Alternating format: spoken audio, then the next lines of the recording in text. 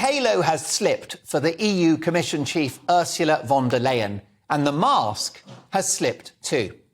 There is now some speculation about what kind of government will be elected in Italy in this weekend's elections, with a right-wing bloc led by Giorgia Meloni expected to win. Now, at first glance, he's not my cup of tea, but hey, that's democracy.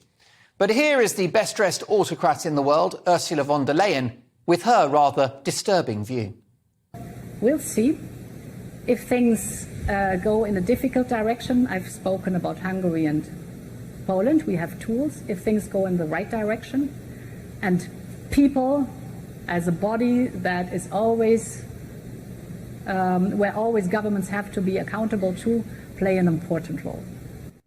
If things don't go the way we want, we have tools? Sorry, Sebastian and Mark, can you just run that again, please? We'll see if things go in a difficult direction. I've spoken about Hungary and Poland. We have tools if things go in the right direction. And people, as a body that is always, where always governments have to be accountable to, play an important role. OK, I've just made notes here. What is a difficult direction in a democracy? A great democracy like Italy. One of the greatest nations on earth, Italy, isn't it? What is the right direction? And what, when it's at home, is a tool? We have the tools to do something. What would that be? Cancel elections in Italy, perhaps, and have an emergency government run from Brussels? Maybe they should close down Italian media and have an information feed directly from the European Parliament.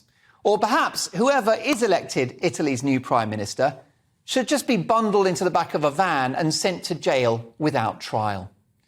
The EU don't think much of democracy, do they?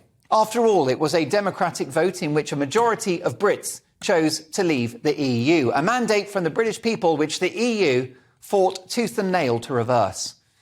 And this is how the bloc have always operated, with many countries, including Ireland and Denmark, having had various referenda about various issues which did not go the EU's way. I guess Ursula would call it a difficult direction.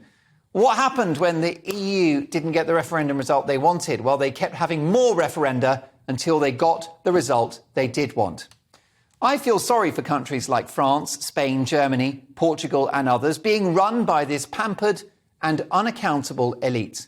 Yes, we've got our problems, but if things go badly wrong for Britain, for example, if the tax-cutting budget backfires, we know who to blame. The people have a voice. We have a democracy. With its push for ever closer union, those remaining in the EU are like the handful of prisoners who were unable to run for freedom in the Great Escape, still behind bars, reading the Bible and waiting for their 1 hour of daily exercise. Not only is the EU a deeply undemocratic institution, it's dangerous too. Don't forget it was EU Commission Chief Ursula von der Leyen who tried to blockade supplies of the AstraZeneca COVID-19 vaccine coming to the UK from the continent because they hadn't got their shit together to order enough jabs. They were actually going to sue AstraZeneca so that they could jump the queue, Holly and Phil style, and they were willing to deprive Britain of the medication that we had ordered first. Most egregiously, it was von der Leyen and her commission that threatened to erect a hard border between the Republic of Ireland and Northern Ireland as part of the dispute. Except the threat of a border between the two countries was always the excuse the EU used for making our lives so hard after Brexit and blocking a trade deal. The EU doesn't believe in nations. It doesn't believe in sovereign states, and it doesn't believe in democracy. Threatening to overturn or tamper with the election result of a great Western democracy like Italy is a new low, but not surprising. Thank God we're out.